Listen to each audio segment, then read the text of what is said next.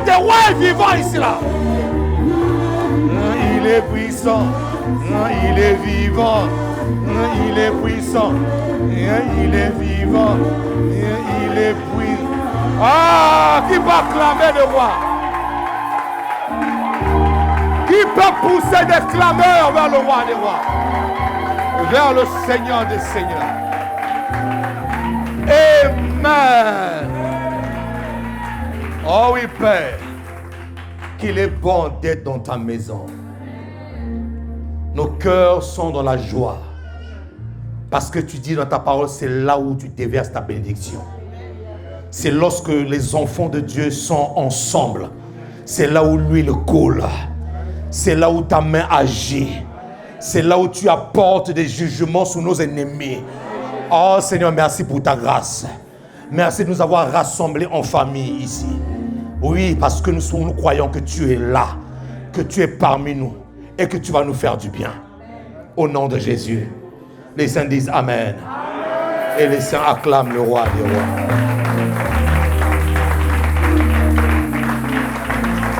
Alléluia. Si on peut prendre place dans sa merveilleuse présence.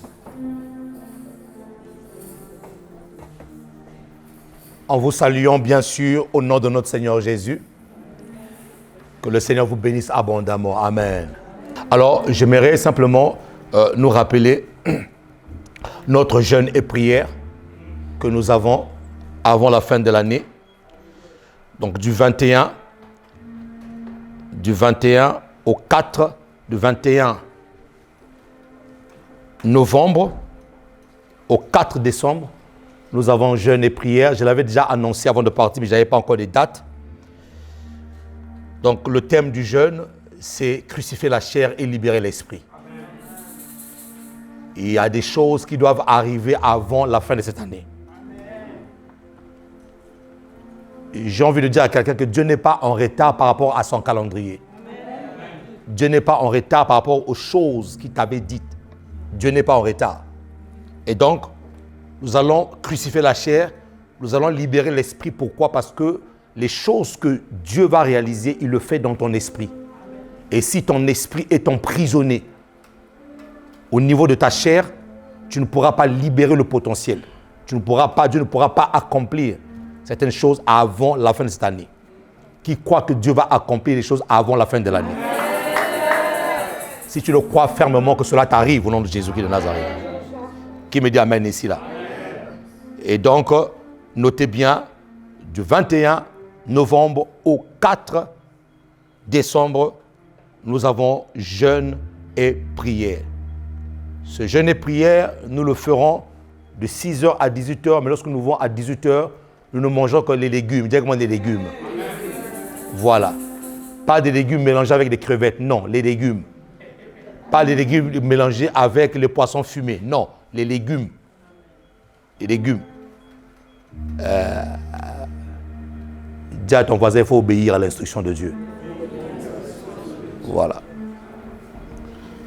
Donc lorsque nous ouvrons à 18h, nous ne mangeons que des légumes. Tu peux te faire ta salade, il n'y a pas de souci. Et nous allons rester comme ça pendant 2 semaines. Pendant 2 semaines, nous allons rester dans ce jeûne-là. Nous allons essayer d'assujettir notre chair pour que l'esprit soit en contact avec l'esprit de Dieu. Pour que Dieu puisse accélérer des choses avant la fin de cette année. Amen. Amen. Mets ta main droite sur le cœur, nous voulons prier pour la parole. Seigneur, merci pour ta parole ce matin. Merci pour ta grâce. Merci pour ton amour. Tu envoyas ta parole et ta parole guérit ton peuple. Alors viens nous guérir, Seigneur. Viens nous relever. Viens faire en sorte que, Seigneur, que toute forme d'ignorance soit endommagée et que ta parole puisse nous transformer véritablement. Par le nom de Jésus. Nous ne sommes pas ici en vain. Nous sommes là pour t'écouter. Et nous sommes là pour être transformés. Nous sommes là pour recevoir quelque chose de ta part. Alors fais-le par le Saint-Esprit. Fais-le ce matin, Seigneur, par le Saint-Esprit. Au nom de Jésus-Christ, nous avons ainsi prié, nous disons Amen. Amen. Alors, qui peut acclamer le Seigneur ici là? Alléluia. Qui a été béni le dimanche dernier? Non, qui a été béni le dimanche dernier? La mentalité ou l'attitude des vainqueurs. C'est ce que tu as reçu. C'est ce qui est en toi. Qui me amène ici là? Qui me amène ici là? Et on se rend compte qu'au fait, qu'il y a des talents cachés. On se rend compte au fait que lorsque nous enseignons, lorsque nous apprenons aux gens, des fois nous avons l'impression que les gens n'apprennent pas. Au fait, les gens apprennent les choses. Oui. Les gens apprennent des choses. Tu es bon. Que cette mentalité ou cette attitude de vainqueur-là ne te quitte jamais au nom de Jésus-Christ. Dis-toi toujours une chose. Lorsque tu te mets en face de l'adversité, l'adversité pour Dieu, pour un enfant de Dieu, est une occasion de pouvoir manifester sa véritable identité. Lorsqu'il y a l'adversité devant toi, Dieu t'invite à te découvrir. Dieu t'invite à découvrir les armes que tu n'as jamais utilisées. Dieu t'invite à découvrir une autre dimension de toi que tu ne connais pas. Parce que nous nous rendons compte que les êtres humains ont tellement de potentiel qu'ils n'utilisent même pas le 80%. Qu'ils n'utilisent même pas, et même d'autres n'utilisent même pas le 50%. Qui me amène ici là? Donc l'adversité pour toi ne doit jamais enlever en toi cette mentalité de vainqueur. Les problèmes, il y en aura. Mais les problèmes aussi sont révélateurs de qui tu es véritablement. Qui me amène ici là? Les situations qui t'arrivent sont révélatrices des choses que Dieu a enfouies en toi. Et par moments, Dieu va créer des situations pour te faire sortir de ton confort. Par moments, Dieu va créer des choses. Il y a ce qu'on appelle les ténèbres de Dieu. Il y a des gens qui traversent, pas les ténèbres de Satan, non, les ténèbres de Dieu. Dieu envoie les ténèbres parce qu'il veut te faire sortir de ton confort. Il veut que tu te découvres. Il veut que ton identité arrive à son summum. Il veut que la manifestation de ton identité arrive au plus haut sommet. Qui me amène? Parce qu'avant que tu puisses quitter cette terre, il faut que le véritable toi puisse se manifester. Avant que tu puisses quitter cette terre, le véritable moi, le véritable pasteur symphorien. Si pasteur symphorien jusqu'à présent est encore à 50%, à 80%, il faut que j'arrive à 100%. Qui me amène ici là? Donc, lorsque l'adversité arrive en toi, commence à danser, commence à jubiler, commence à chanter. Ne perds jamais de vue que tu es un vainqueur. Parce que nous sommes plus que vainqueurs par celui qui nous a aimés. Puisque Christ nous a aimés, il a fait de nous un royaume des vainqueurs. Est-ce que les vainqueurs peuvent acclamer le roi des rois ici là? Hein?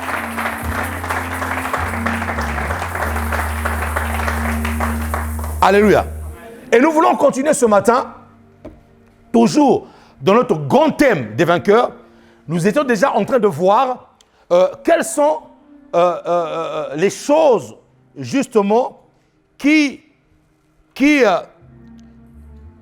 empêchent les enfants de Dieu. Des choses que l'ennemi est en train d'implanter pour combattre les enfants de Dieu. Je l'ai dit et je le redirai toujours, nous sommes de l'église des derniers temps. Et il y a des phénomènes, il y a des situations qui auparavant n'y étaient pas, mais qui sont en train de se manifester. Premièrement parce que la Bible a prophétisé sur ces choses. Il y a des phénomènes, des choses de l'autre côté de l'ennemi et qui veulent se manifester autour des enfants de Dieu, dans la vie des enfants de Dieu, pour les empêcher justement de voir la gloire de Dieu. Et sachez une chose, dans tout ce que vous allez faire sur la terre des hommes, dans tout ce que vous allez vivre sur la terre des hommes, dans tout ce que tu peux faire comme projet, dans tout ce que tu peux avoir comme projet, n'oublie jamais, et ça, ta destinée te supplie, ne perds jamais de vue le salut éternel. Le salut éternel, c'est la finalité de tout. Le salut éternel, c'est ce pourquoi Jésus-Christ est mort sur la croix. C'est ce pourquoi Dieu s'est fait chair. C'est ce pourquoi Dieu a quitté son trône et il a accepté la condition du pécheur. La Bible déclare, lui qui n'a point péché, mais il est devenu péché. Pas pécheur, il est devenu. Donc il est devenu le péché incarné dans un corps pour que nous puissions avoir l'éternité et l'éternité pour toujours. Donc, mon ami, tu peux tout faire. Tu as des grands projets sur la terre. Tu as des grandes choses à faire sur la terre. Et oui, mais n'oublie jamais, ne perds jamais de vue. C'est pour ça que Dieu m'avait dit, salut des nations. Ne perds jamais de vue le salut éternel. Ne perds jamais. Et n'accepte jamais de brader ton salut pour quelque chose. N'accepte jamais de brader ton salut pour un bout de pain. N'accepte jamais de brader ton salut pour un plaisir. N'accepte jamais de brader ton salut pour qui que ce soit. Même pas pour un homme de Dieu. Non, ne brade pas ton salut. Qui me dit amen ici? Et le but de l'ennemi, justement, il a envoyé, il est en train de jouer, comme on l'a dit dans Apocalypse 12, ses dernières cartouches pour pouvoir distraire les enfants de Dieu, pour pouvoir les empêcher, justement, d'entrer dans le salut éternel. Mais je prophétise sur ta vie que cela ne t'arrivera pas au nom puissant de Jésus-Christ. Quelqu'un me dit amen ici, là. L'une des stratégies de l'ennemi pour déstabiliser les enfants de Dieu, c'est la rébellion. L'esprit de rébellion. L'esprit de rébellion est très, très, très, très dangereux, mes amis. Et nous allons voir, c'est quoi la rébellion? C'est quoi l'esprit de rébellion? C'est quoi? Qu'est-ce que la rébellion? Déjà, notez ceci. La rébellion est un état de cœur. La rébellion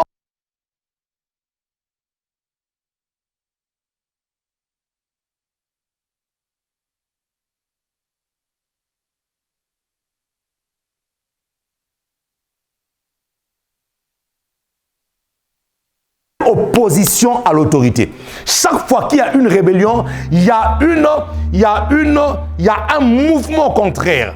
Il y a quelque chose qui arrive et qui veut combattre ce que l'autorité veut faire. Alors, qui est l'autorité? Qui est l'autorité? L'autorité, c'est celui qui autorise des choses. Et c'est là où nous allons comprendre la dangerosité de la rébellion. L'autorité, c'est qui? C'est celui qui autorise. L'autorité peut permettre les choses dans ta vie. L'autorité peut arrêter les choses. L'autorité peut interdire les choses. L'autorité peut t'introduire dans une autre sphère. L'autorité est celui qui peut permettre que ta vie puisse changer. Lorsque un policier est dans un carrefour qui est en train de faire la circulation, qui est en train de réguler la circulation, lorsqu'il met sa tenue, il représente un pouvoir. Qui me l'amène? Il représente un pouvoir. Et lorsqu'il se met devant un carrefour pour réguler la circulation, il est en train de représenter l'institution qu'il a placée là. Donc rien que par sa tenue, vous reconnaissez que celui-là est une autorité. Rien que par sa tenue, vous reconnaissez qu'il y a le gouvernement derrière lui. Et quand il y a une voiture qui arrive, lorsqu'il met sa main comme ça, qu'est-ce qui me pousse moi à m'arrêter? Si ce monsieur était en civil, peut-être que je n'allais pas m'arrêter. Mais rien que par sa tenue, lorsqu'il me dit, monsieur, halte, ou vous dit, monsieur, mettez-vous sur le côté, tu te mets sur le côté, pourquoi? Parce qu'il est en tenue. Parce que tu sais qu'il représente l'autorité, il représente le gouvernement, il représente le président. Derrière lui, il y a le président. Et la seule personne qui est capable de pouvoir ne pas s'arrêter ou de pouvoir mettre son autorité à part, c'est son supérieur. Qui me dit amen? C'est-à-dire que si le président, on nous dit que le président arrive, lorsqu'il va voir le véhicule du président arriver, rien qu'avec le cortège, avec les drapeaux du pays, avec des soldats derrière, avec des militaires derrière, lui-même, il aura même peur de faire ça. Il aura peur d'arrêter. Parce que ce cortège-là, parce que ce véhicule-là a sur lui des symboles de la République. Donc tout de suite là, on sait qu'il y a une autorité. Qui me l'amène? On sait qu'il y a une autorité. On était dans un véhicule. Quand nous sommes arrivés, quand nous sommes arrivés à l'aéroport, on rentre dans un véhicule et sur ce véhicule-là, il y avait un Macaron dessus. Et donc, dès que le véhicule passe, tu vois les soldats. Mais mon gars, ils ne savent même pas qu'il y a à l'intérieur là. Mais dès qu'ils voient l'autorité, donc il y a des insignes qui montrent que l'autorité est là. Qui me l'amène ici là? Donc l'autorité est capable de permettre des choses. Il est capable d'arrêter des choses. Il est capable de faire en sorte que ta vie aujourd'hui puisse changer. Est-ce que vous savez qu'il y a des gens, leur vie a changé simplement en rencontrant une autorité? Oh, est-ce que vous voyez cela? Oui, l'autorité permet. Il peut interdire. Donc, quand nous comprenons la notion de l'autorité, tu comprends maintenant que pourquoi le diable pousse souvent les gens à se rebeller contre l'autorité. Quand tu comprends la notion de l'autorité, tu vas comprendre pourquoi est-ce que l'ennemi pousse souvent les gens à se rebeller contre l'autorité. Il y a des vies, des destinées qui ont été arrêtées à cause de la rébellion. Qui me dit amen ici là? Qui me dit amen ici là? La rébellion est un état de cœur qui s'oppose à l'autorité. Qui est l'autorité? L'autorité, c'est celui qui est capable de permettre. Il permet des choses d'arriver. Il est capable de changer des situations. Il est capable d'interdire des situations. Telles que là, tu es assis là, moi je me lève du haut de la chair, je suis une autorité. Si je dis à ta vie que tous les sorciers de ta famille s'arrêtent, ils vont s'arrêter. Tu sais pourquoi? Parce que l'autorité a parlé. Que tes ennemis tombent ce matin. Ah, j'ai pas entendu ton amen ici là. Je dis que tes ennemis tombent ce matin. Que ta maladie s'arrête ce matin. Que ton chemin s'arrête ce matin. Ils viendront par un seul chemin, mais ils se disperseront par 7 chemins. Qui me dit amen ici là? Que les portes qui étaient bloquées s'ouvrent cette semaine-là. Qui me dit amen ici là? Celui qui dit amen là, la chose en question, ça arrive dans ta vie à toi. Je t'ai dit que l'autorité est capable d'arrêter. L'autorité est capable de permettre des choses. Une autorité ne prie pas. Une autorité parle aux situations. Jésus-Christ nous a jamais dit de prier contre la montagne. Il dit si quelqu'un parle, si quelqu'un dit, pas si quelqu'un brille à la montagne. Non, si quelqu'un dit, dit. Beaucoup de chrétiens prient, mais peu parlent aux situations. Il faut que tu exerces ta vie à l'autorité. Il faut que tu exerces ta vie à parler sur des situations. Beaucoup prient, mais peu parlent. Il nous faut parler. Pourquoi? Parce que le monde a été créé par la parole. La Bible dit qu'il y avait les ténèbres à la surface de la Bible et Dieu dit. Dieu n'a jamais prié pour créer. Dieu a parlé pour créer. Maintenant, je stoppe toute stérilité de ta vie. Toute sécheresse de ta vie est stoppée ce matin. Ah, j'entends pas ton amen ce matin.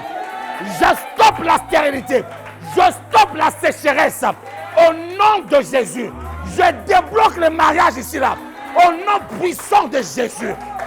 Si on t'avait attaché quelque part, je brise ces liens là. Au nom de Jésus. Ah, quelqu'un acclame le Seigneur ici là.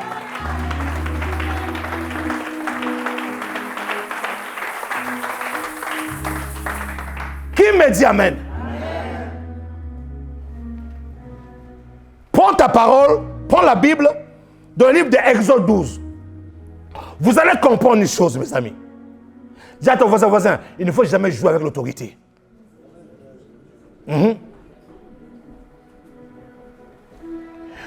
Alors qu'une femme avait fait 7 ans de mariage sans avoir des enfants, elle a tourné à gauche, à droite, pas d'enfants.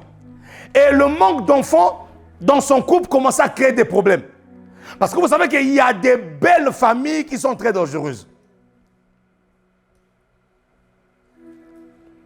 il y a certaines coutumes qui sont très dangereuses. Il y a certaines réalités familiales qui sont très dangereuses. Et donc, ça commence à créer des sérieux problèmes. Mais le jour où elle a rencontré une personne qui a reçu mandat d'autorité, les choses ont changé dans sa vie. Et ce jour-là, quand elle est venue me voir, elle croyait que j'allais faire des prières où on tremble. Vous savez, une autorité qui est consciente de son autorité n'a pas besoin de grimaces. Oh. Une autorité qui est consciente de son autorité n'a pas besoin de grimaces. Quand vous voyez une personne faire beaucoup de grimaces, cette personne n'a pas d'autorité.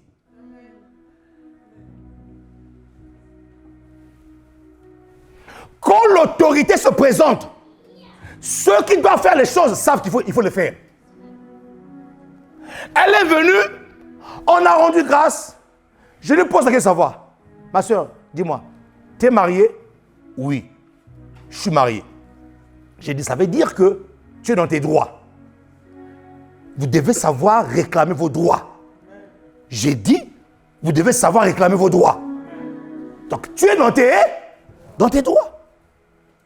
Père, par le nom de Jésus, elle est mariée, légalement, elle est dans ses droits.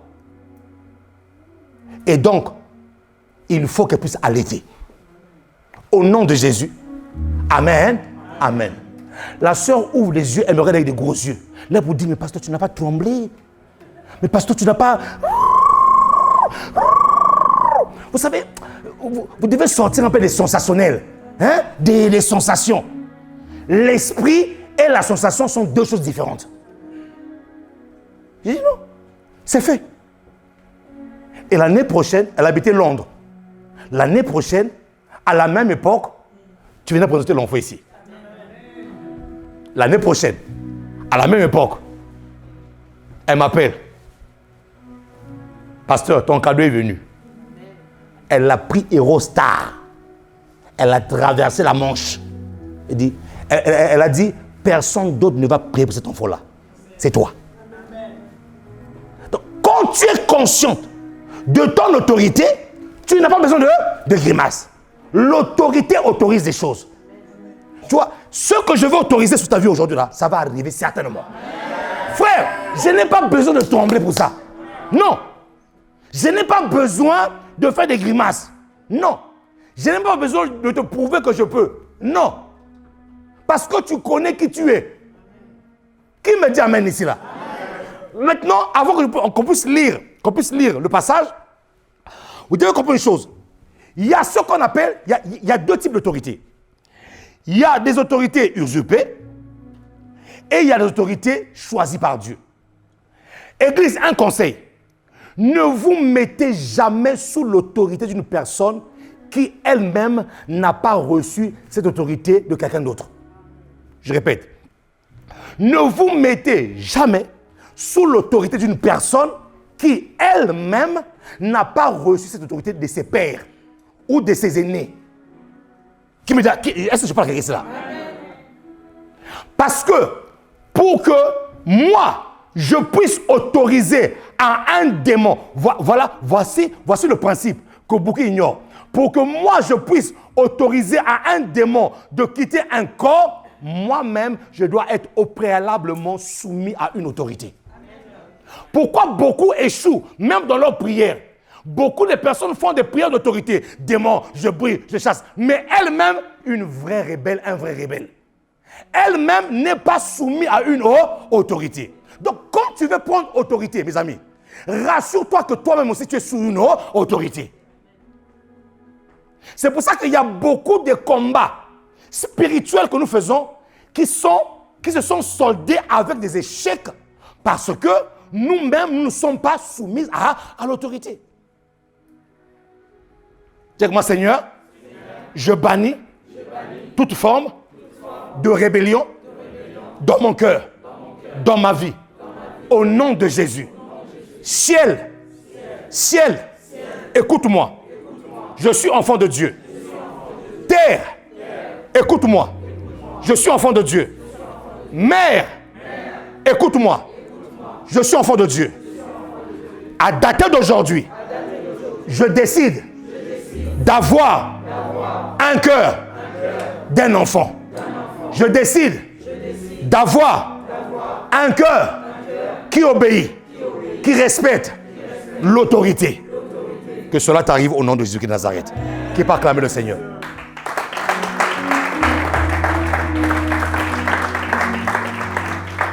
Donc, il y a deux types d'autorité.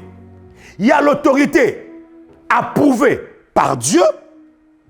Il y a les autorités désapprouvées par Dieu. Les autorités approuvées par Dieu, elles sont choisies par Dieu lui-même, oui. Mais comme Dieu, on ne le voit pas. Dieu est esprit. Lorsque Dieu veut agir, Dieu est obligé de passer par un homme. Dieu est obligé à chaque fois de revêtir un corps humain pour agir. C'est pour cela qu'on dit que tout esprit qui n'a pas de corps sur la terre est illégal. Un esprit qui veut se manifester sur la terre doit utiliser un corps. Pour que les démons, qui sont des esprits, manifestent leurs actions sur la terre, ils ont besoin d'utiliser un corps. Qui me amène ici là? Donc Dieu aussi applique le même principe. Lorsqu'il veut se mouvoir sur la terre, il utilise des vases qu'il s'est choisis. Il utilise des vases par qui il passe. C'est pour ça que Dieu passe souvent par des hommes pour autoriser, pour interdire, pour faire des choses. Parce que lui-même, en tant que Dieu, respecte scrupuleusement ce principe-là. Qui me dit amen ici là? Maintenant, il y a des vases qui se sont eux-mêmes autoproclamés et qui ne sont pas eux-mêmes sous une autorité. Ne vous mettez jamais. C'est une malédiction de se mettre sous le joug ou sous la couverture de quelqu'un qui lui-même ne respecte pas l'autorité. Et sans le savoir, vous risquerez même d'être contaminé par sa rébellion. Oh! C'est pour ça que même un homme de Dieu qui a commencé le ministère seul, on entend souvent des gens dire non, moi j'ai besoin de personne. J'ai besoin de personne. Dieu m'a parlé. J'ai vu Dieu face à face. Vos histoires de père spirituel ou d'être sous l'autorité. Non. Moi, j'ai vu Dieu face à... Dis-moi, erreur grave. Dis encore, erreur grave. Saül, sous la route de Damas, a vu Jésus face à... Mais Dieu a tué ses yeux. Dieu a dit tes yeux là, aveugles. Pourquoi Dieu a fait ça? Dieu voulait respecter le principe d'autorité. Il tue ses yeux, il dit, toi là, aveugle. Après, qu'est-ce qu'il dit? Va chez un tel, que celui-là puisse prier pour toi.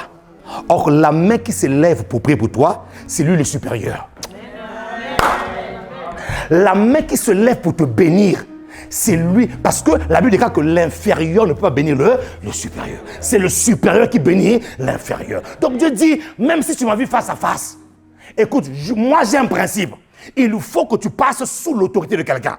Donc du coup, même avant que l'apôtre Paul, le grand apôtre Paul, qui a travaillé plus que les autres apôtres, est-ce que vous savez que l'apôtre Paul a écrit plus de livres et plus des épîtres que les autres apôtres? Et d'ailleurs, il revendique avoir travaillé plus les autres apôtres. Mais il était obligé de passer par quelqu'un. Un, qu'on puisse prier pour lui. Deux, avant qu'il puisse commencer son ministère, il est parti reconnaître les colonnes de l'église, comme des Pierre, comme des Jacques qui étaient pasteurs de Jérusalem. Il est parti se mettre sous leur autorité. Mais pourtant, c'est lui qui a travaillé plus que...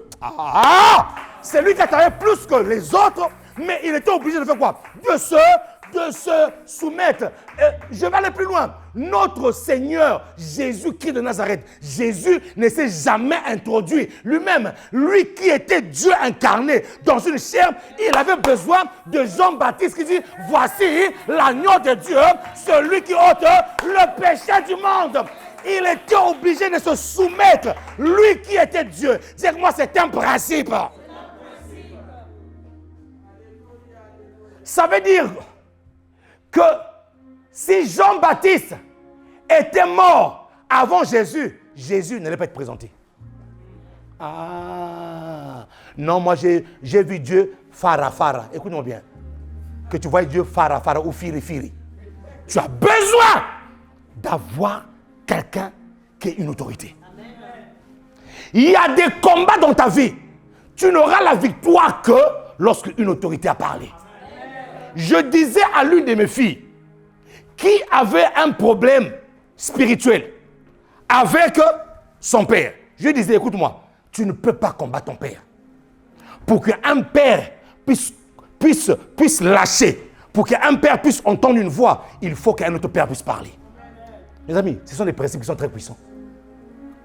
C'est pour ça que tu ne peux pas te mettre sous l'autorité d'une personne qui elle-même ne respecte pas l'autorité. C'est dangereux. Qui peut acclamer le Seigneur ici? C'est très dangereux.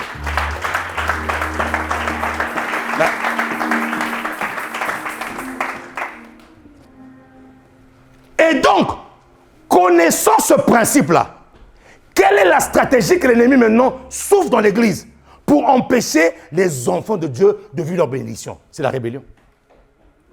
Il va commencer à susciter des cœurs rebelles.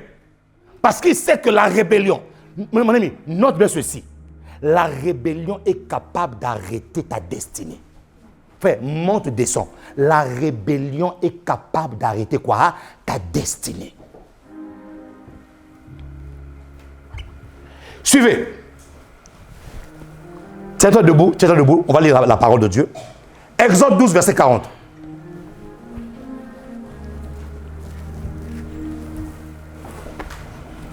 Exode 12, verset 40. Est-ce qu'on peut s'éteindre debout dans la présence de Dieu pour honorer la parole?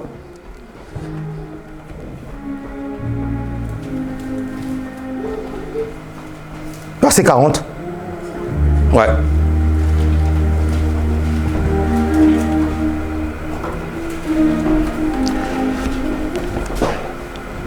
À toi, on lit tous ensemble. 1, 2, 3.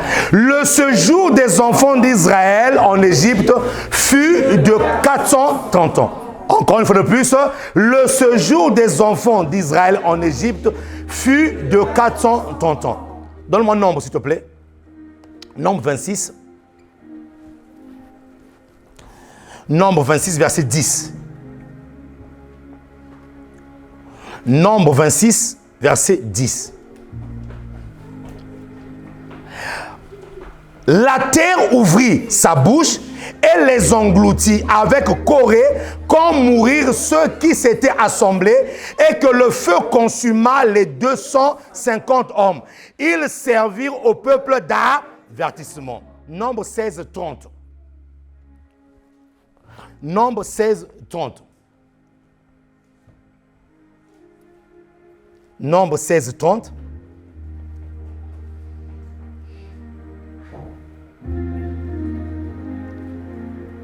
C'est bon? On y va. Mais si l'Éternel fait une chose inouïe, si la terre ouvre sa bouche pour les engloutir, avec tout ce qui leur appartient, et qu'ils descendent, vous saurez alors que ces gens ont méprisé l'Éternel. Proverbe 4, 23. Proverbe 4, 23. On y va. Garde ton cœur plus que toute autre chose, car de lui les sources de la vie. Car de lui viennent les sources de la vie. Dernier verset, Ézéchiel 28, verset 15. Tu as été intègre dans tes voies depuis le jour où tu fus créé jusqu'à celui où l'iniquité a été trouvée chez toi. Verset 17 maintenant, le dernier.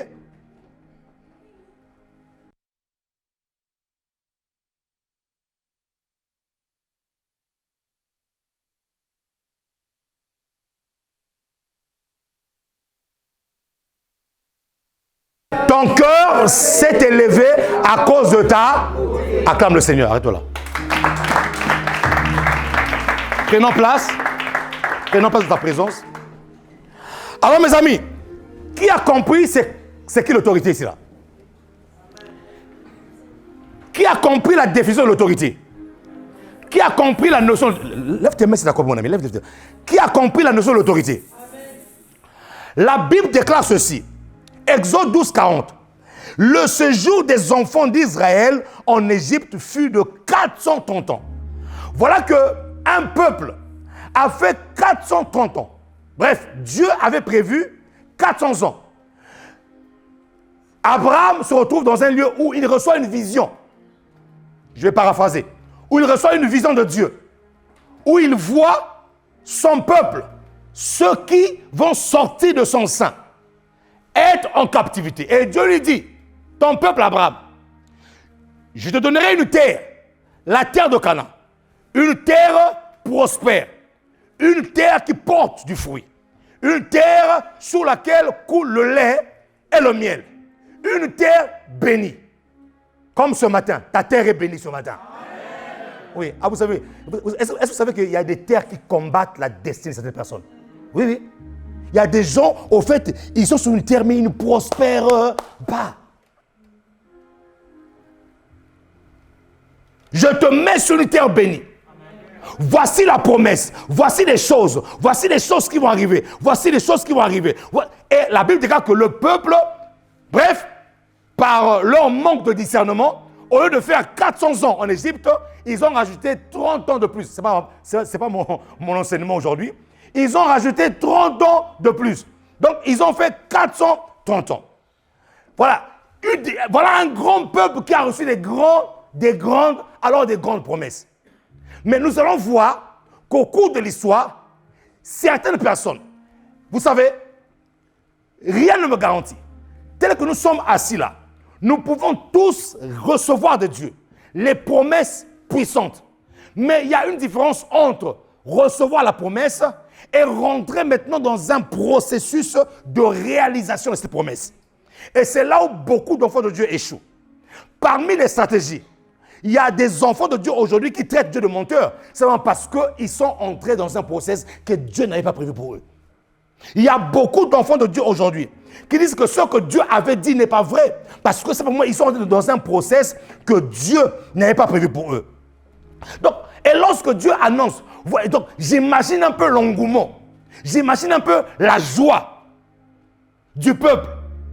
Lorsque les 430 ans arrivent, enfin la liberté. Frère, le seul désir d'un prisonnier, c'est de voir dehors. Le seul désir d'un prisonnier qui est entre les quatre coins de ces murs-là, c'est quand est-ce sera, à quand est-ce ma liberté. Et le jour où il respire l'air de dehors, c'est là où il apprend à apprécier la vie. Qui me dit amen? Qui me dit amen? Donc, et imaginez-vous, mettez-vous dans la peau d'Israël. Frère, 430 ans, ce n'est pas 43 jours. Non, non, non, non, non. Non, non, non, non. Ce n'est pas 430 jours. Non, non, non. Non, non. Ils ont fait des années et des années, génération après génération.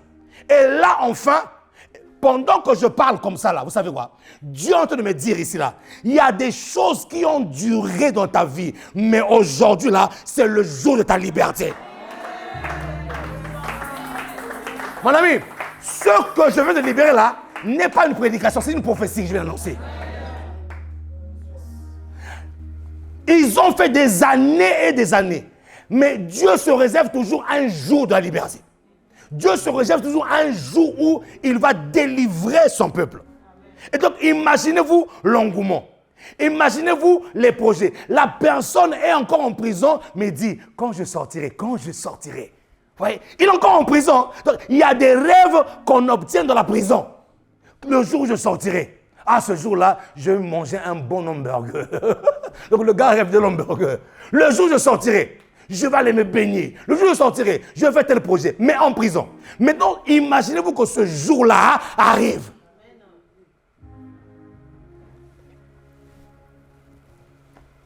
Imaginez-vous que ce jour-là arrive. Maintenant, ce jour-là arrive. J'ai dit, lorsque Dieu veut faire quelque chose, lorsque Dieu veut te ramener à un autre palier, mes amis, ça comprenez. Lorsque Dieu veut te ramener à un autre palier, Dieu mettra toujours une personne devant toi. Toujours, dis-moi toujours. Dis encore toujours. Il mettra toujours quelqu'un devant toi. Et en l'occurrence, pour Israël, c'était Moïse. Dieu leur a envoyé un libérateur. Et d'ailleurs, l'une des raisons pour laquelle, même je dirais même la raison majeure ou la raison principale qui a fait que Israël puisse rallonger la durée de leur esclavage en Égypte, c'est parce que lorsque Moïse s'est présenté devant eux, ils n'ont pas reconnu Moïse. Oh oh!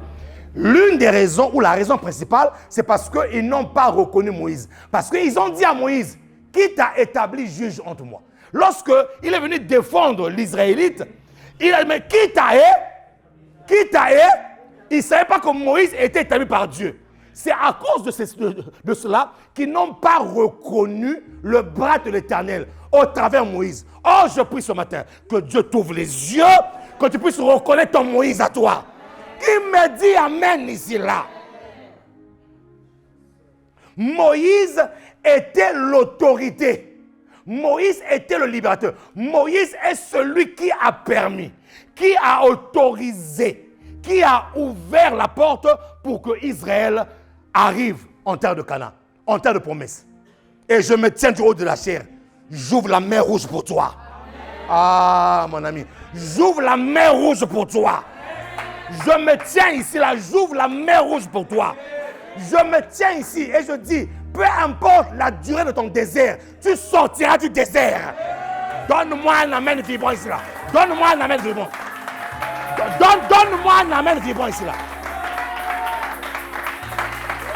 Que Dieu te bénisse. Tu sortiras de ton désert. Moïse était là pour conduire. Pourquoi est-ce que, mon ami, je veux que tu comprennes la notion de l'autorité. Pourquoi est-ce que ils arrivent devant le rocher?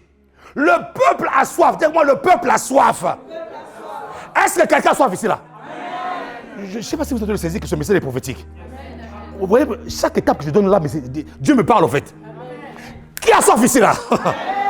Oh, est-ce que quelqu'un a soif ici là? Dieu va étancher ta soif. Le peuple a soif. Ils arrivent dans le désert. Dis-moi, mon Dieu, même dans le désert, est capable de faire sortir une source d'eau pour m'abreuver. Au nom de Jésus. Qui me dit amen ici là? Oui, même dans le désert. Même dans le désert. Si quelqu'un traverse un désert ici là, l'eau jaillira dans ta vie à toi. Ah, l'eau jaillira dans ta vie. Le peuple arrive dans le désert. Maintenant, notre Dieu établit le principe. Ils arrivent. Là, il y avait un rocher. Ce rocher-là qui était le type de Christ. Parce que l'apôtre Paul l'explique dans l'hébreu, nous avons bu à un rocher qui était dans le désert. Et ce rocher n'était que Christ. Donc Christ les suivait même dans le désert. Là, il rencontre un rocher. Mais le rocher qu'il rencontre là est une autorité. Ce n'est pas n'importe qui peut le rencontrer. Pourquoi? Parce qu'en cette époque-là, le peuple n'était pas encore sanctifié. Le peuple était encore dans le péché. Le peuple avait encore en lui le péché d'Adam et Ève. Donc il ne pouvait pas se tenir devant le rocher pour parler au rocher. Il a fallu une autorité. Une personne que Dieu a agréée. Une personne que Dieu a mise à part pour se mettre devant le rocher. Maintenant, regardez le principe. Dis-moi, l'eau sortira. Dis à ton voisin, ton eau sortira, ton eau sortira. Dis-moi, l'eau sortira. Mais pour que l'eau sorte, regardez le principe. Dieu ouvre le ciel. Non, frère. Si tu comprends la notion d'autorité, ta vie va changer. Amen. Dieu ouvre le ciel. Dieu dit à Moïse, Moïse, passe devant le rocher. Ce n'est pas le peuple qui passe devant le rocher. Toi, passe devant le rocher. Deuxième chose, avant le peuple, prends les anciens d'Israël, mets-les derrière toi. Et ensuite, mets le peuple. Regardez le principe. Moïse, les anciens, dis-moi, l'eau sortira. Dis-moi, dis-moi, l'eau sortira. Pour que l'eau sorte, Dieu a respecté l'ordre de l'autorité. Pour que l'eau sorte, Dieu a respecté. Et lorsque Moïse s'est mis devant le rocher, lorsque Dieu a vu que l'autorité était respectée, il a dit maintenant, frappe le rocher. Aussi longtemps que cette autorité-là, cet ordre-là, n'était pas respecté, l'eau n'allait pas sortir, frère. L'eau n'allait pas sortir. Dieu a établi l'ordre. Mes amis, soyons une église organisée. Soyons une église là où il y a l'ordre. Nous allons voir même des miracles qu'on n'a pas demandé à Dieu. Je vous dis la vérité. Vous allez voir une personne chez lui à la maison, assis comme ça là, commence à vivre des miracles inexpliqués. Pourquoi? Parce que tu pries dans une église organisée. Dans une église où il y a l'ordre établi. Dieu a envie de faire des miracles, alors des grands miracles. Mais il faut que l'ordre y soit. Parle au rocher. Lorsque Moïse regarde les anciens, il regarde le peuple. Le rocher est devant. Moïse ne pouvait pas être l'autre côté du rocher. Il devait être devant le rocher. Même là encore, l'ordre est établi. D'abord le rocher, ensuite Moïse, les anciens et le peuple. Partout l'ordre est établi. Frappe. Et lorsqu'il a frappé le rocher, mon ami, l'eau est sortie du rocher. Pourquoi? Moïse était celui qui devait autoriser. Mais en autorisant, il a respecté le principe de l'ordre de Dieu. Qui me dit amen ici, là? Maintenant, ils arrivent à un certain niveau. Pratiquement à la moitié de leur course. Il y a un groupe de rebelles qui se lève contre Moïse. Malgré les miracles qu'ils ont vus.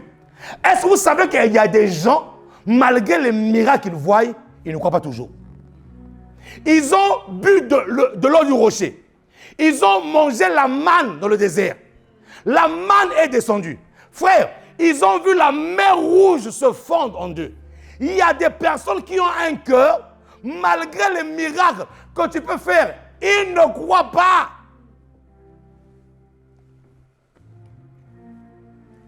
Que Dieu puisse t'empêcher ce cœur-là. Que Dieu enlève ce cœur-là. Qui me dit amen ici là? Ils ne croient pas. Et voici qu'ils arrivent, Corée, Dathan et Abiram, 3 compagnons, avec un mauvais cœur. Ils ont commencé à soulever le peuple contre Moïse. Oh non, nous étions bien en Égypte, on mangeait les concombres. Est-ce que vous savez qu'il y a des enfants de Dieu, malgré que Dieu leur a accordé la liberté, ils continuent à regretter les choses du monde. Dieu les a... Ils étaient dans le monde ou en Égypte, ils ont pleuré. Oh Dieu, délivre-moi. Oh Dieu, délivre-moi. Maintenant que Dieu étend sa main pour les délivrer, ils regrettent les choses du monde encore. Et c'est ce que Corée, Dathan et Abiram, ils ont fait. Ils avaient soif de liberté, ils avaient soif de sortir de là. Une fois que Dieu les a fait sortir, ils ont commencé à soulever le peuple. Mais ce Moïse-là, depuis qu'il est parti sur la montagne, il ne revient pas. Mais ce Moïse-là, méfiez-vous, écartez-vous, fouillez des personnes qui, quand ils sont avec vous, parlent mal d'un serviteur de Dieu. Faites attention. Tu risques d'écouter ta destinée à cause de ça. Parce que ce Moïse-là, qu'il critiquait là, c'était lui l'autorité. Ce Moïse qu'il critiquait là, c'était lui le libéral. Ce Moïse qu'il critiquait là, c'est lui qui a parlé à la mer rouge. Ce Moïse qu'il critiquait là, c'est lui qui a parlé au rocher. Ou qui a frappé le rocher. Et donc il est parti pendant 40 jours pour aller chercher la face de Dieu. Et il a décoré. Ton voisin, tu n'es pas un Corée, toi. Tu n'es pas. Si le voisin ne te regarde pas, dis voisin, regarde-moi bien dans les yeux.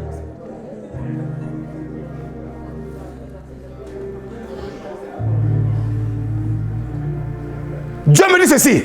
Il y a des personnes, ça c'est ce que l'Esprit me dit maintenant, qui ont en eux une sémence de non-accomplissement. Dieu a commencé quelque chose avec eux, en plein milieu, quelque chose arrive, leur cœur change, la course s'arrête. Ils n'accomplissent jamais, ils n'arrivent jamais au bout de leur heure. Cela ne t'arrivera pas au nom de Jésus. Je prophétise que ce que Dieu a commencé avec toi, il l'achèvera complètement dans ta destinée. Qui me dit amen ici là? Lorsqu'ils ont reçu la nouvelle de sortir de l'Égypte, je suis sûr que même les Coréens avaient dansé. que même les Corans disent ah, alléluia, oh Dieu est bon, Dieu est vivant. Mais arrivé en plein milieu du désert, le cœur a changé. Le cœur a changé. Ils ont commencé à se rebeller. Et la Bible déclare, dans Nombre 26, 10, la terre ouvrit sa bouche et les engloutit avec Corée. Quand mourirent ceux qui s'étaient assemblés et que le feu consuma les 250 hommes, ils servirent au peuple d'avertissement. Lorsque nous prenons Nombre 16, le verset 30, mais si l'Éternel fait une chose inouïe, si la terre ouvre sa bouche pour les engloutir avec tout ce qui leur appartient et qu'ils descendent vivants dans le séjour des morts, suivez. Vous saurez alors que ces gens ont méprisé Dieu. Un cœur rebelle est un cœur qui méprise l'autorité. Un cœur rebelle est un cœur qui méprise la chose même de Dieu. La chose de Dieu est sacrée, mais le cœur mauvais ou le cœur rebelle méprise la chose. Qui me dit amen ici là? Qui me dit amen ici là? Corée, Dathan et Abiram, ils étaient destinés à la terre promise. Lorsque tout Israël sort, le projet de Dieu pour leur destinée, ce n'était pas qu'ils puissent mourir dans le désert. Non. Écoute-moi très bien. Dieu ne s'est pas trompé de projet dans ta destinée. Dieu ne s'est pas trompé de projet dans ta vie. Ce que Dieu t'a dit là, écoute-moi très bien, à 200%, ça va s'accomplir.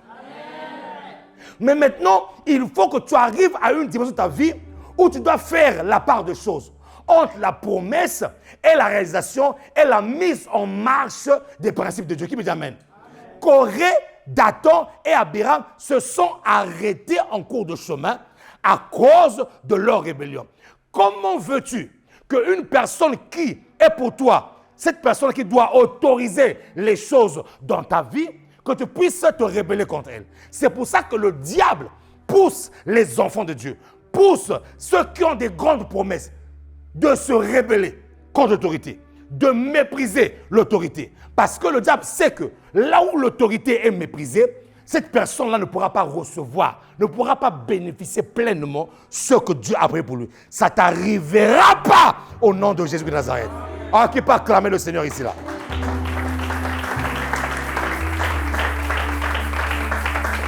Acclame très fort le Seigneur ici.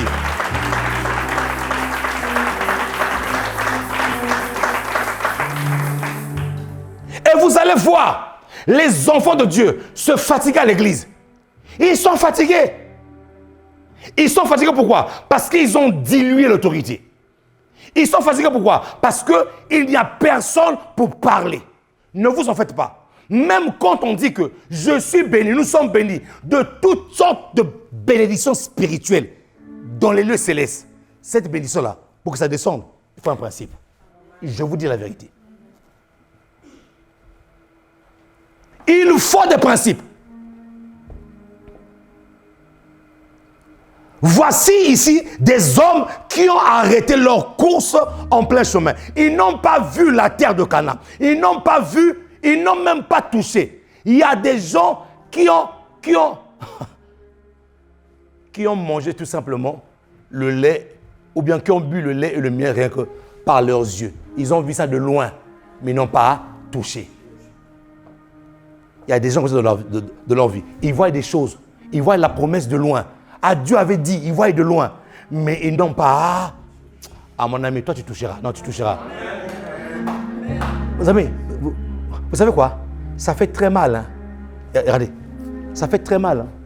Quand tu sais que non. Ah, mon ami. On t'a dit, tu as rêvé d'avoir un portable. Tu as rêvé d'avoir un iPhone dans ta vie. Et ce jour-là, Papa bon Dieu descend, il dit, voici ton iPhone. Voici ton iPhone. Mais entre toi et ton iPhone, frère, il y a une barrière là. Au fait, tu vois simplement de tes yeux. Mon ami, ça fait très mal dans le cœur. Tu vois de tes yeux, mais tu ne peux pas. Qui a déjà vécu une situation comme ça là? C'est-à-dire, tu vois de tes yeux. Tu dis, ah, ça c'est pour moi ça. Mais tu ne peux pas. Dès que tu veux mettre ta main là, il y a comme une barrière. Donc, ça veut dire que tu es là, tu es en train même d'avaler la salive là. Tu avales la salive, mais tu ne peux pas. Ah, mon ami, ça t'arrivera pas. Écoute, je vais faire une déclaration. Ce que tes yeux ont vu, ta main va les toucher. Ce que tes yeux ont vu, tes mains toucheront cela. Tu ne le verras pas seulement de loin. Dathan, Corée, ils ont vu de loin. Ils ont entendu parler. Mais maintenant, Jean va dire quoi? J'ai entendu parler, maintenant mes yeux ont vu. Moi, j'ajoute cette fois-ci, ta main aussi va toucher. Amen. Qui me dit amen ici là? Amen. Bannis de ton cœur toutes sortes de rébellions. Et la rébellion commence où? La rébellion commence dans ton cœur. La rébellion ne commence pas dans ta pensée. Non, dans ton cœur. Vous savez pourquoi le cœur? Parce que le cœur ici là, dans l'hébreu, c'est l'esprit. Or, tout ce que nous avons, notre futur, notre destinée, se trouve dans notre esprit. Le cœur ici là, c'est ton esprit. Le cœur ici là, ce sont tes pensées. C'est là où, c'est le siège même de ta vie. C'est le siège même de ta prospérité. C'est le siège même. C'est pour ça que lorsque tu aimes une personne, lorsque tu as de l'amour, lorsque tu as de la considération envers une personne, quand tu remarques que ton cœur, tes penchants commencent à changer vis-à-vis de la personne, mon ami, cours vite, va prier. Ne laisse jamais une sémence, même de toute petite pensée, commencer à naître dans ton cœur vis-à-vis d'une personne de ta destinée. Il y a des gens qui ont loupé leur destinée parce qu'ils ont commencé à nourrir dans leur cœur des mauvaises choses contre leur Moïse. Ne le faites jamais. Lorsque tu as discerné, et à chaque fois que tu discernes que c'est un Moïse, tu as remarqué, c'est là où les combats commencent. Lorsque les personnes, c'est pas question des mauvaises personnes, mais lorsque les personnes qui n'ont pas assez d'impact, mon ami, Dieu me parle là. Lorsque les personnes qui n'ont pas assez d'impact dans ta vie sont avec toi, tu remarques que ton cœur est normal. Mais lorsque tu rencontres des personnes de destinée, des personnes qui sont des libérateurs, des personnes qui sont capables d'autoriser, tu remarques que c'est comme si le combat devient compliqué. Et tu remarques qu'autour de toi, c'est comme si on veut vous créer des histoires un peu bizarres. Eh Seigneur.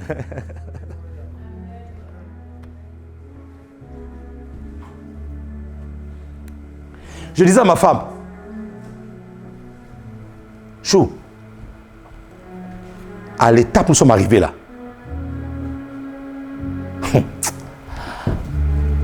nous avons marché. Je lui disais, nous avons marché. Mais là, nous sommes arrivés là. Tu vois le mouvement qui se passe là autour de nous. C'est pour qu'il y ait la haine. C'est pour qu'il y ait quelque chose qui casse entre nous et la personne. Parce que le diable a décidé que la porte va s'ouvrir bientôt. Remarquez, lorsque les personnes qui autorisent dans votre vie arrivent, vous allez remarquer que c'est comme si... Ça dit que... non, mon ami, c'est bizarre. Tu es là, la personne arrive. Hey, Diana, tu vois la personne là? Je te dis, tu as cette personne là, fais attention. Mais toi, tu ne réalises pas que non, tu es à la porte de ta destinée. Et que c'est la personne qui va autoriser. Non, mon ami, ça t'arrivera même pas un tout petit peu. Non. Ça veut dire que ça t'arrivera même pas un tout petit peu. On a discerné ça, mon épouse et moi. On veut créer de la zizanie. On veut créer quelque chose alors que ce sont des prophéties qui ont été dites depuis. Mais comment est-ce qu'au moment où la chose veut à peine se réaliser, il y a comme un soulèvement. Mon ami, vous devez avoir l'esprit de discernement. La personne qui est capable d'autoriser la chose, et le diable veut te mettre en porte-à-faux avec la... Non, mon ami. Quand c'est comme ça, là, mon ami, même s'il faut s'humilier, mon ami, s'humilie-toi. S'humilie-toi seulement. S'humilie-toi. Laisse ton orgueil à part. Tu risques de rentrer dans un cycle où tu vas recommencer pendant longtemps. S'humilie, mon ami. Disparaît. Fais-toi oublier. Ferme ta bouche.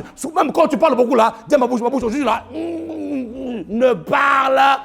Ah non, mon ami. Quand tu as discerné que ta destinée est devant toi, mon ami, le diable ne voudra pas. Le diable est méchant. Comment ça se fait qu'une personne qui a bavé pendant 430 ans, tu arrives à la porte, et c'est là où on te dit non.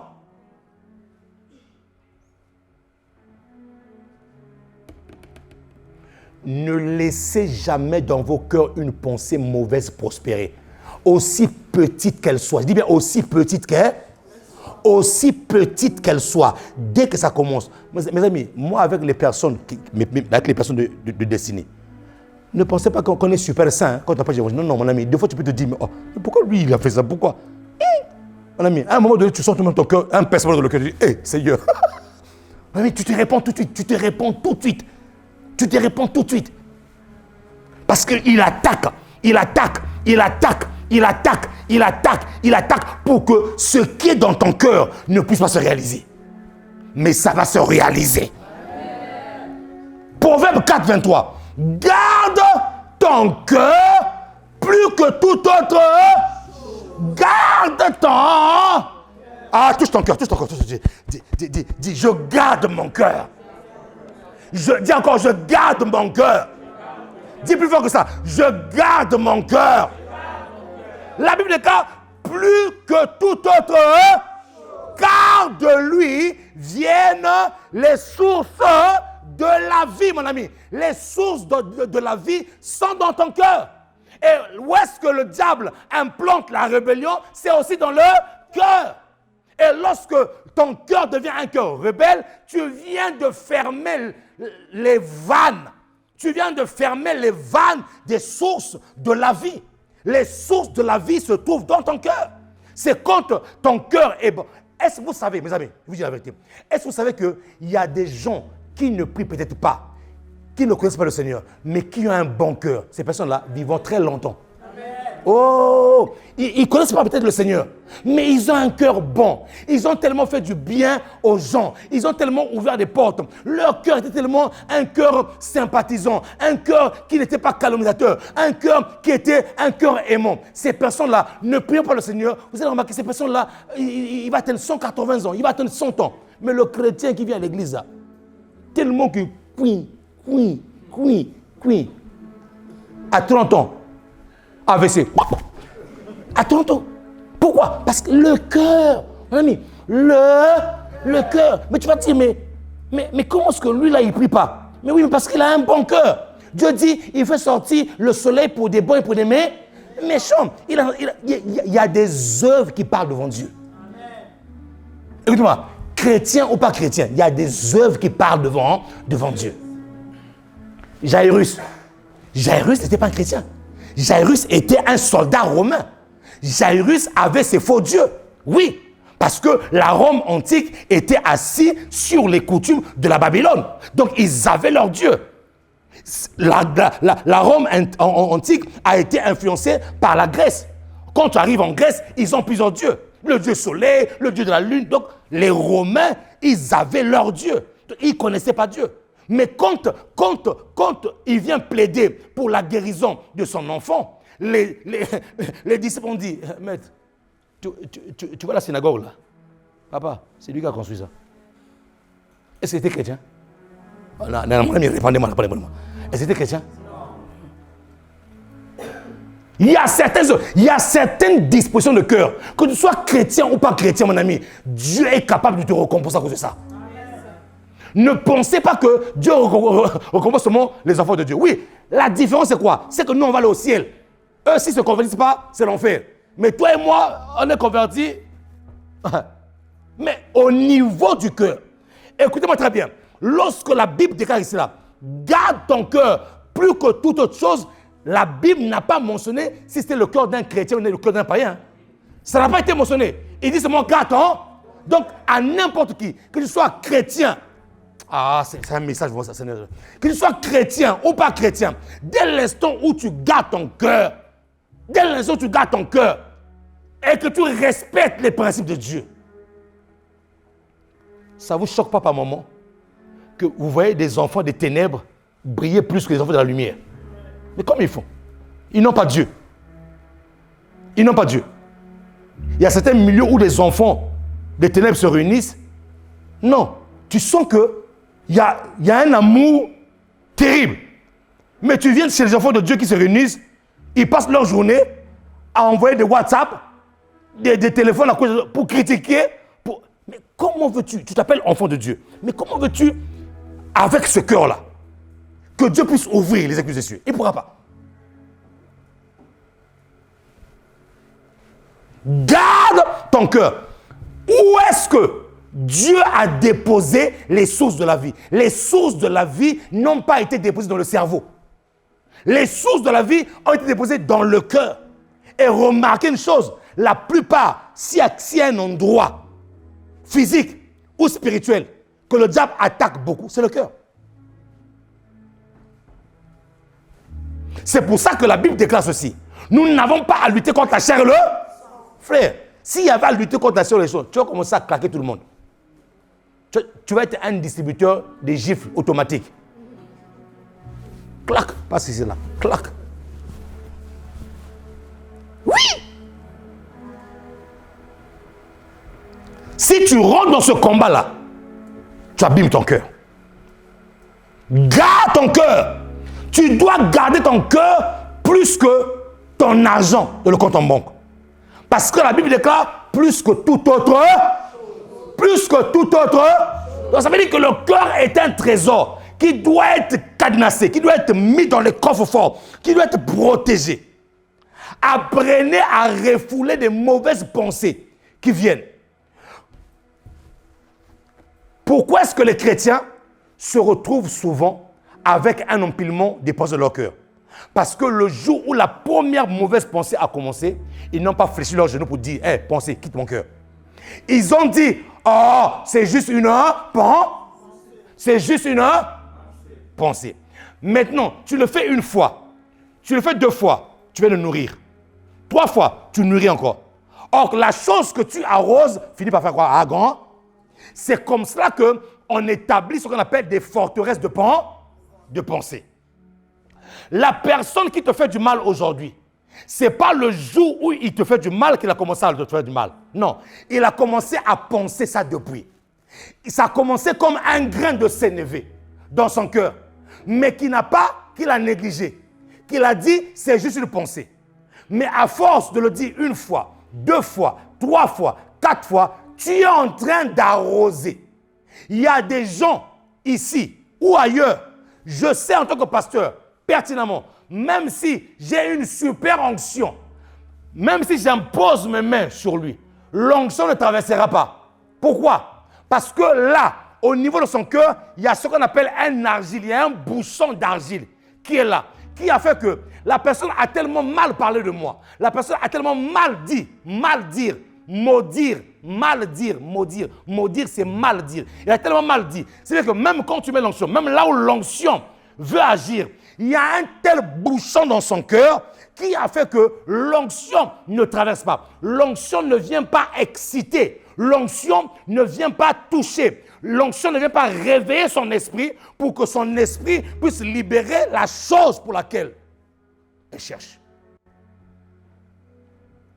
Qui comprend le principe? Les amis, qui comprend le principe?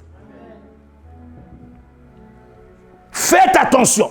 Lorsqu'il y a une personne qui est devant vous, qui doit autoriser. Ce sont des joyaux. Il y a des destinées qui se sont vues recommencer à zéro. Pourquoi? Parce qu'ils n'ont pas reconnu l'autorité. Et l'Église, il y a beaucoup, est-ce que c'est que il y a beaucoup même des maladies qui ne quittent pas les corps de gens à cause de l'autorité qui a été bafouée. Remarquez Jésus. Jésus dit ceci. Nul n'est prophète, c'est... Oh, Jésus a fait plus de miracles à l'extérieur que dans sa propre patrie. Pourquoi? Parce que là, on ne reconnaissait pas son autorité. Là où l'autorité n'est pas reconnue, là où l'autorité est bafouée, là où l'autorité n'est pas mise à sa place, même le miracle peut tarder. À votre avis, Ah, mes amis, ça c'est un message vraiment. Pourquoi est-ce que... Je termine.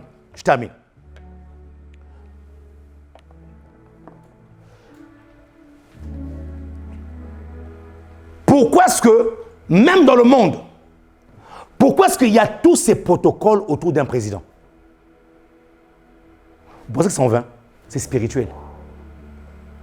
Pourquoi est-ce qu'il y a tout ce protocole? Vous voyez un président se déplacer, il y a des gardes-corps partout, vous voyez des motards, vous voyez un cortège, vous voyez Mais pourquoi? Quand ces choses-là sont faites autour d'une autorité, ça augmente son pouvoir. C'est pour ça que vous allez remarquer que dans certains pays, bon, nous sommes enfants de Dieu. On ne peut pas adorer un homme, en dehors que Jésus. Amen. Dans certains pays, vous allez voir que il y a même ce qu'on appelle, mon ami, ce message est très spirituel. Il y a ce qu'on appelle dans certains pays le culte de la paix. Oui. Donc vous allez voir le gars, il arrive, les gens pratiquement l'adorent. Vous croyez que c'est fait en vain? Non, mon ami. Non. Pour que son pouvoir puisse s'exercer, ce pouvoir-là doit être honoré. Ah oui, mon ami. C'est pas en vain. Hein? Il y a dans certains pays où vous allez voir des autorités ou des présidents, on leur a même composé des chansons. Donc, quand il arrive, on chante à sa gloire. Frère, ce n'est pas en vain. Ils sont en train d'honorer. Et quand tu honores cette autorité-là peut libérer des choses pour toi. Dis-moi, c'est spirituel. Dis encore, c'est spirituel. C'est pour ça que tu dois garder ton cœur. La Bible, par exemple, dit d'honorer les hommes de Dieu, d'honorer les serviteurs de Dieu. Quand tu honores un serviteur de Dieu, quand tu reçois un homme de Dieu en qualité d'un prophète, au fait, l'honneur que tu libères autour de lui là, excite son onction. L'honneur que tu libères autour de lui là, fera en sorte que, j'ai posé des actes prophétiques envers des hommes de Dieu. Ils n'avaient peut-être pas envie de libérer une parole. Mais quand tu poses cet acte-là, son onction, son autorité est honorée. Même quand tu n'avais pas envie de faire un miracle, Dieu va faire un miracle. Pourquoi? Parce que tu n'honores pas seulement le vase, mais tu honores celui qui est dans le vase. Qui? Le Dieu qui l'a appelé. Qui peut acclamer le Seigneur? Mon ami, je ne sais pas qui. Qui comprend? Qui comprend? Alléluia. Qui comprend ici le message? Tu honores non seulement le vase, mais tu honores le Dieu de ce vase. Oh, et c'est ce même principe-là que même dans le monde, les gens utilisent. Sauf qu'eux l'utilisent dans le mauvais sens. Donc, si une église comprend, une institution comprend, remarquez une chose. Dans un pays où on critique beaucoup un président, ce président-là n'arrive même pas à faire la moitié du programme électoral qu'il avait prévu. Vous savez pourquoi? Mon ami, je t'enseigne là la spiritualité. Là, maintenant, ce que tu fais là, je t'enseigne la spiritualité. Remarquez, un président arrive. Dans mon programme, il y aura moins de chômage. On fera ceci, on fera cela, on fera ceci, on fera cela. Le peuple fait quoi? Le peuple dit, on a eu notre Moïse. Notre Moïse est arrivé. Mais lorsque ce Moïse arrive, il suffit qu'il fasse un couac, un seul couac. Macron, on injurie les présidents, on injurie. Mais vous ne savez pas que vous êtes en train de libérer dans l'atmosphère quelque chose qui va l'empêcher même d'accomplir son mandat. Mon ami, dis-moi, c'est spirituel ça. Oui, ce matin, tu es à l'école de la spiritualité. C'est spirituel. C'est spirituel. Or, si le peuple est derrière lui, malgré les erreurs qu'il a faites, si le peuple le soutient, si le peuple honore son pouvoir, ça va, il y a quelque chose de divin, il y a quelque chose de surnaturel, il y a quelque chose de puissant qui va arriver dans sa vie, qui va commencer à permettre que son programme puisse aller de l'avant. Acclame Jésus pour ça.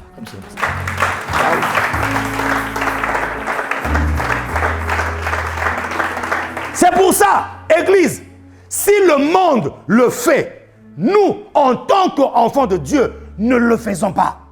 Nous allons être une église où les miracles, mon ami, on aura des témoignages et des témoignages et des témoignages et des témoignages. Si bien qu'il y a certains témoignages qui ont été faits aujourd'hui, mais tellement qu'il y a la queue des témoignages qu'on voit même le témoignage même en 2024. Je vous le dis, Dieu est un de principe. Et l'ennemi veut déstabiliser. L'ennemi veut défaire les principes de Dieu. Il veut défaire. Il veut diluer les principes de Dieu. Il veut ramener les enfants de Dieu à l'église, mais avec un cœur rebelle. Et là où la rébellion se manifeste, l'onction de l'homme de Dieu n'agit pas sur la vie de la personne. L'onction n'agit pas.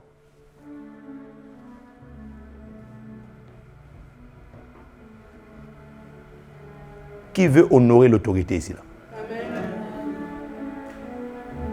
Qui veut honorer l'autorité? Amen. Lève-toi, acclame le Seigneur.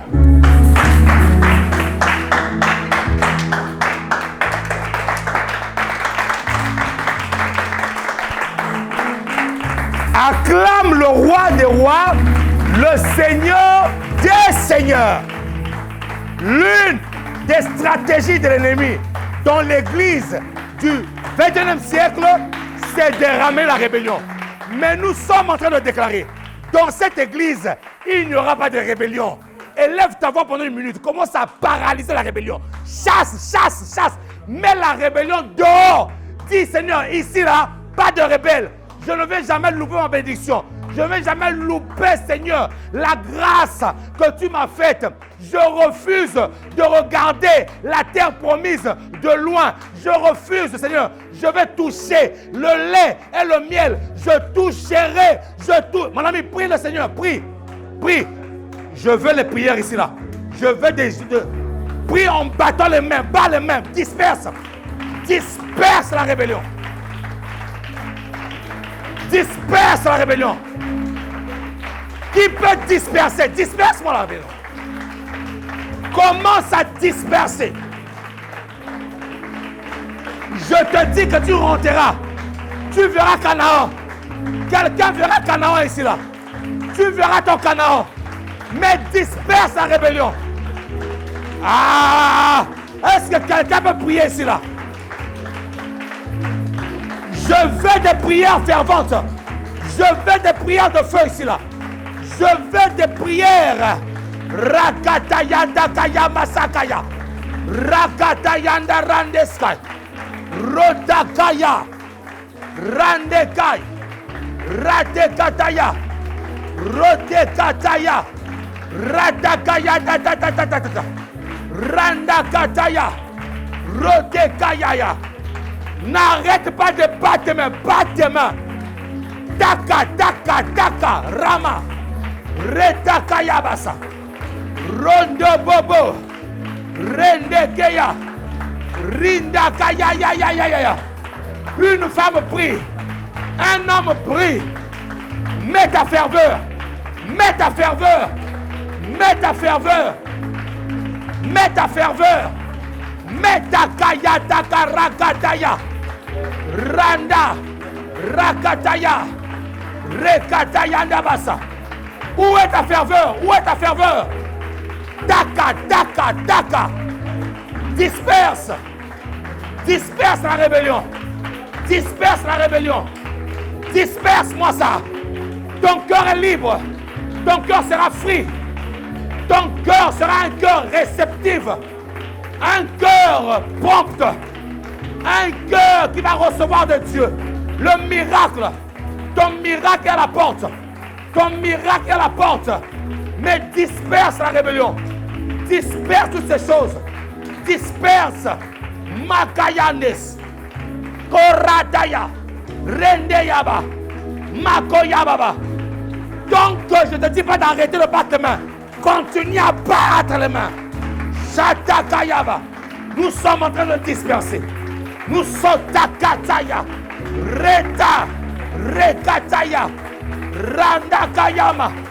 Ore. Reke. Shataka. Blande Katayaba.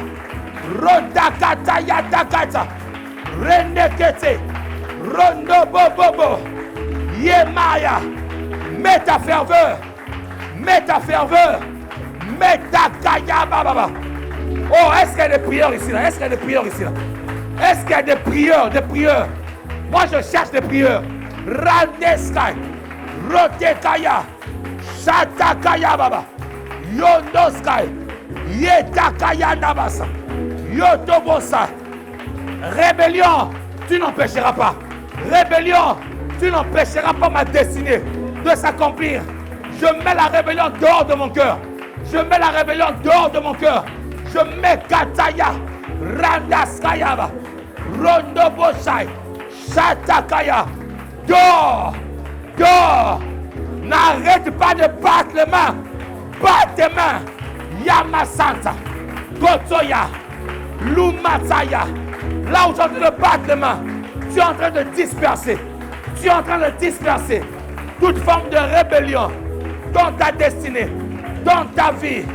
Rondea, Makayanda, Reneskai, Rondoboya, Makayanes, Shata, Mandeskai, Rakatayaba, Orenda, Koretaska, Mandoskai, Rendeskai, Renda Baba, Rotoboshi, Reketeya, Mandeska, Reta, Kaya, Renda Baba, Yondoska, Shataba, Makotorea, Ringandes, Koriaba, Rendeska, Oriende, Mandesko, Rokataya, Mandekaya, Rataya Baba. Oh, quelque chose se passe ici là. Randa, Makayanderebra, Ronderebosa. Ah, vous savez ce que je vois? Je suis en train de voir comme un grand arrosoir. Pendant que nous sommes en train de prier sur la rébellion, on est en train d'arroser les vies ici là. Mon ami, je dis que ta vie va fleurir. Moi, je dis bien ta vie va fleurir. Je vois un grand arrosoir. Pendant que nous sommes en train de disperser la rébellion, je vois les vies être arrosées ici là. Je vois la main de Dieu arrosée. Je vois une pluie, mon ami. Commence à prier encore, prie encore. T'as 1 minute encore. 1 minute. Daka. Disperse. Eradeska. Rotabaya. Makayaba.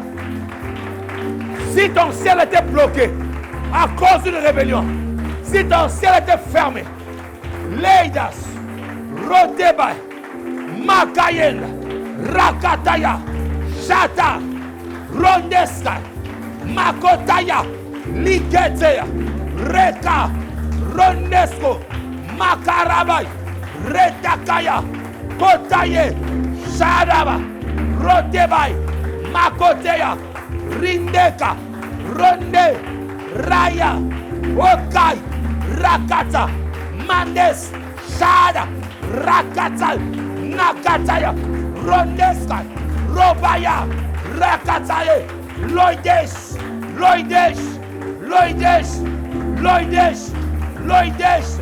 Lodeka, Rekata, Randa, Korai, Randes, Ronde, Rakata, Rekataya, Rodabaya, Leikataya.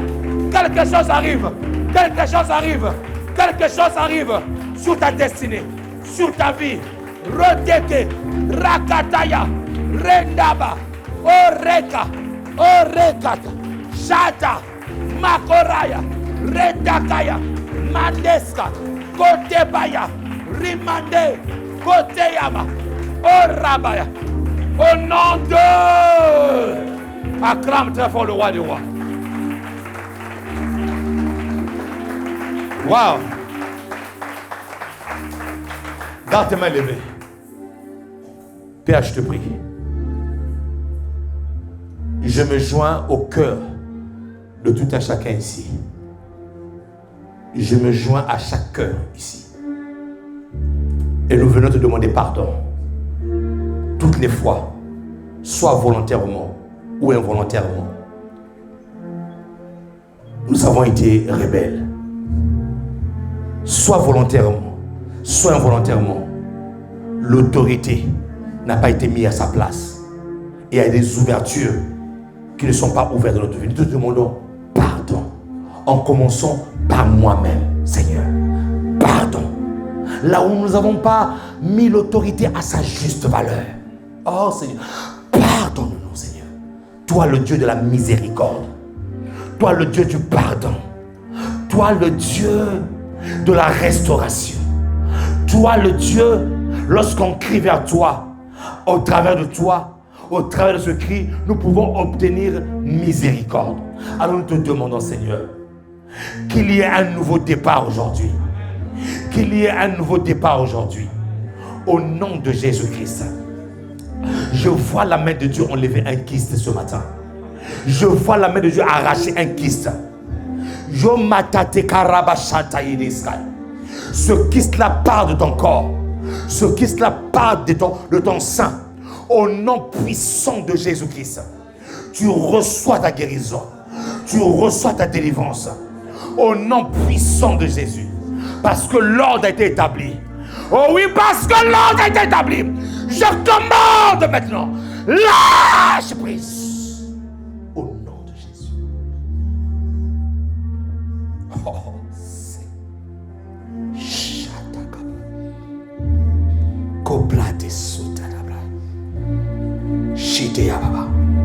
Il y a un miracle de 24 heures, de 48 heures qui va arriver dans la vie d'une personne qui dans son cœur reconnaît l'autorité, qui dans son cœur met l'autorité à sa place. Je dis bien il y a un miracle de 24 heures, je dis bien il y a un miracle de 48 heures qui arrivera dans ta destinée. Acclame le Seigneur là aussi.